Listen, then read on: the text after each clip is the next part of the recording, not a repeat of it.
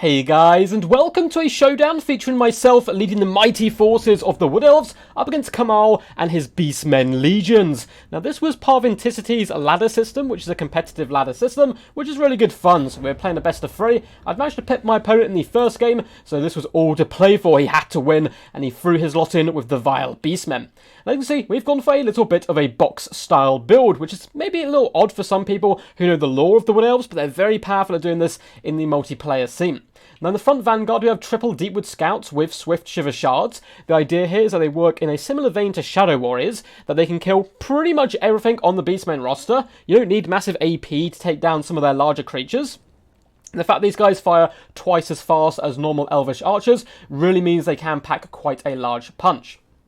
Help and protect them, we do have the double Wild Riders coming in with the shields, a nice little box here of Eternal Guard dotted all the way along, and on the back burners we have some War Dancers with Azrai Spears, some of the best looking models in the entire game. They'll be twirling those two-sided blades like Darth Maul, doing some flips and all that good stuff into hand-to-hand combat, and we have the Wardens as well. Regiment round Wildwood Rangers, who again come in with anti-large as well as armor sundering, which can still be useful despite the Beastmen's lack of armor for the most part. Leading our forces, we do have a Branch Wraith down here on foot, come with an Earthblood and Scroll of Shielding, but it is the big boy himself, the Might of Durthu. Look at him, a towering figure of war. Love the little skeletons there in his little loincloth. We do have Sword of Daith, we have Lamination of Despairs, we have Transformation of Kadon, and Flock of Doom being brought to the table. Now the idea here is that we move forward with the Deepwood Scouts, pepper down my opponents, and protect them with the Wild Riders as we fall back into the box, and the box kills the rest of my opponent's forces.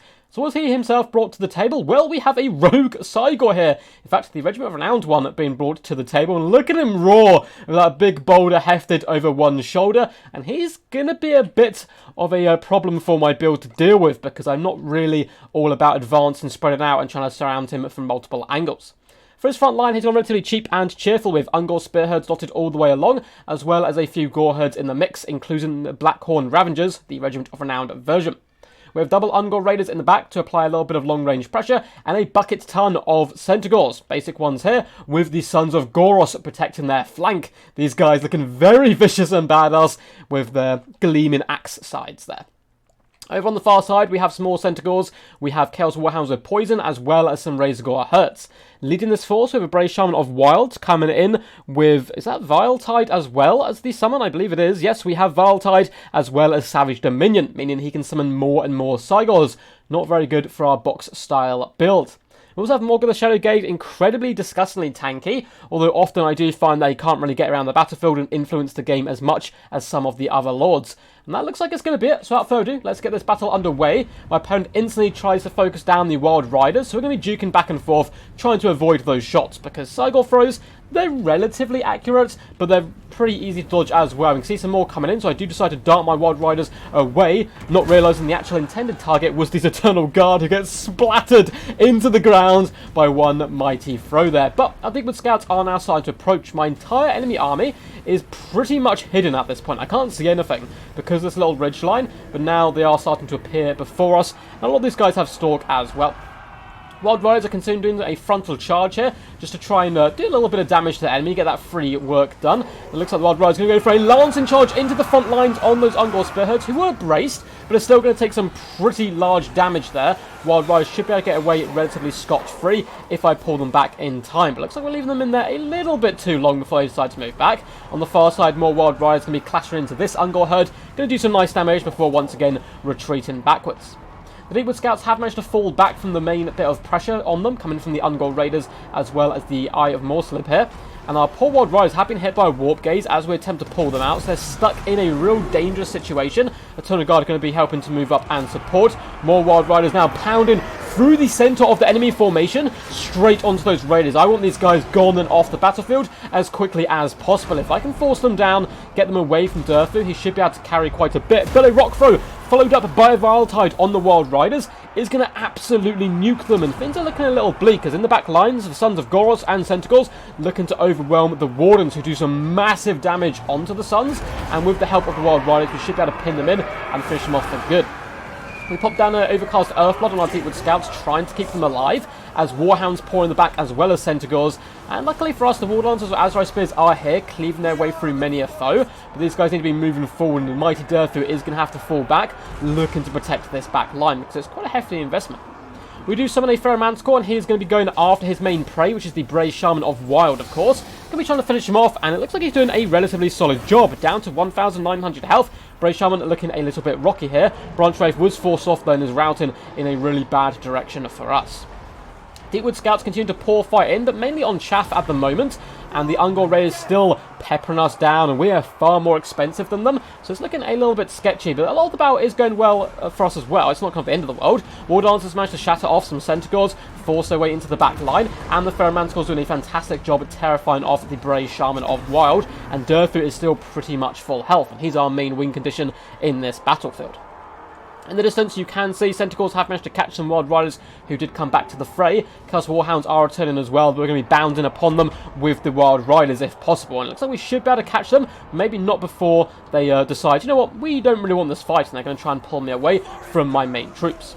Deepwood Scouts continue to shoot in, now aiming at the Eye of Morslib. It does only have 50 armor, so we should be able to pepper him down relatively well. The other two Deepwood Scouts are slowly coming back after being broken multiple times. In the main fight, Durthu's having a whale of a time, just slaughtering Ungor herds, and he can do this all day long. And the Eternal Guard making a nice little spear box around him, protecting his flanks as he waddles after the mighty Morga the Shadowgave. But this I want you guys to take into account. At the 3 minutes and 55 seconds mark, we have engaged with Morga the Shadowgave. We've also popped Sword of Daith on him. We'll see how Durthu does in that matchup in just a second. Branch Wraith does pop Skull of Shielding on herself, realising that she's going to get charged by the Brave Shaman, and decides to take this fight head on. And this Battle of Heroes could be pretty pivotal, because whoever wins this, well, if I win it, my opponent has no magic, and if he wins it, I have no more healing. Both of those things going to be pretty big into the late game, you would assume. A summoned Cygor has gone down, looking to throw some rocks into the flank, maybe of Durthu himself. Nope, instead going after the War Dancers as well as the Deepwood Scouts, which are some pretty good targets, because Centaurs consistently keep getting the force off, and now the Deepwood Scouts have been jumped by the Chaos Warhounds.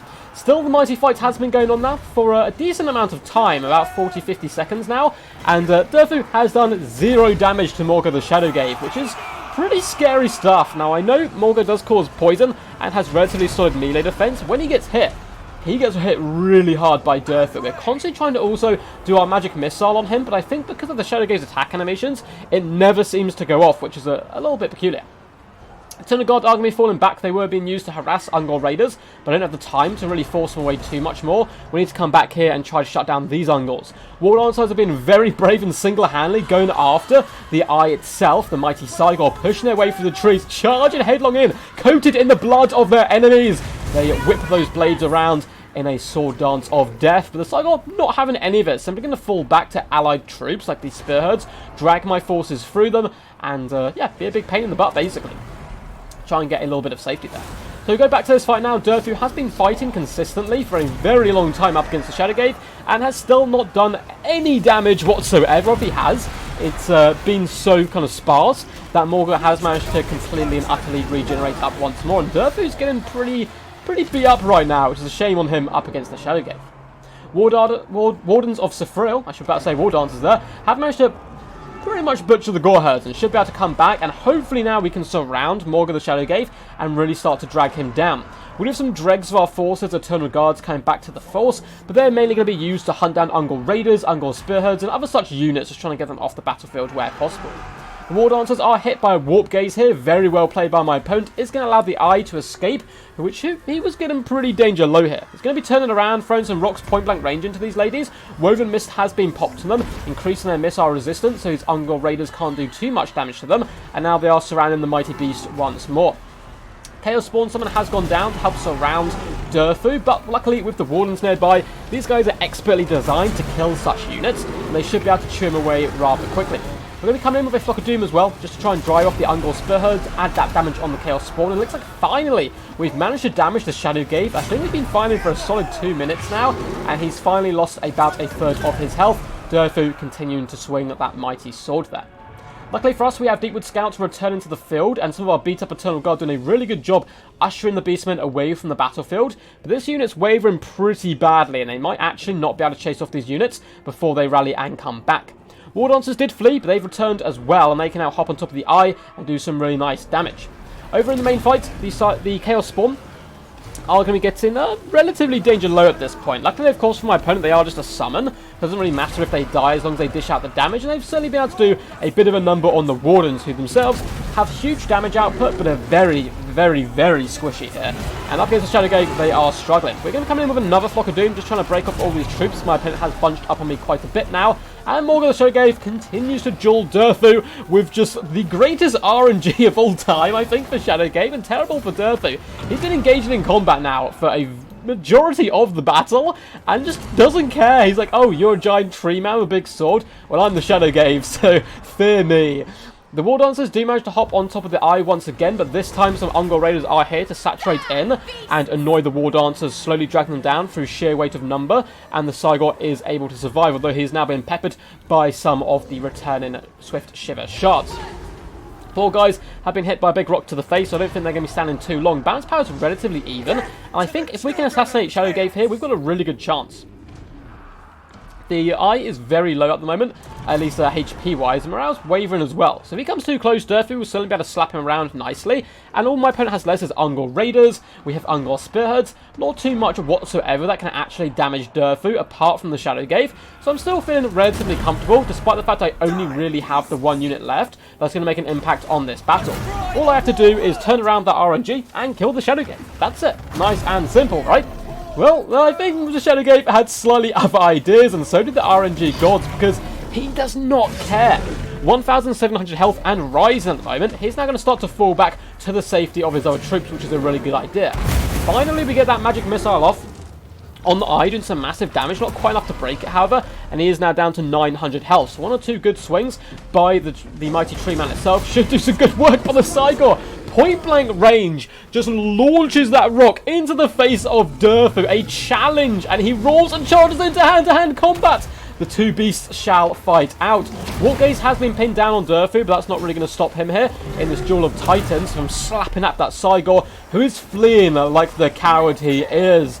Then again, it may be just a tactical retreat, so he can turn around and throw a big rock at me, which is probably what he's actually planning on doing, and Durthu does fall. That rock seemed to disappear out of the eye's hands there, but still, good performance by him, and a valiant defeat for ourselves. Well played to Kamal. We had some really good fun games all round. I was tempted to cast all of them, as we luckily managed to pinch it 2-1, but I thought this game was the best of the games, and also very interesting kind of RNG from Durthu. I don't know what you guys thought of that. So he's been poisoned.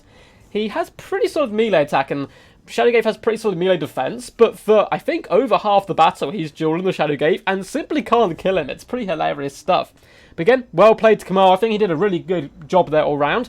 Masterful play with his Cygor. I love pulling the War Dancers through his troops, forcing me to have to deal with them, just barricade after barricade, protecting the mighty Cygor, and it certainly paid off, coming in with 1,142 damage value. Not quite as much as I thought it was going to be, but still an impressive display nonetheless.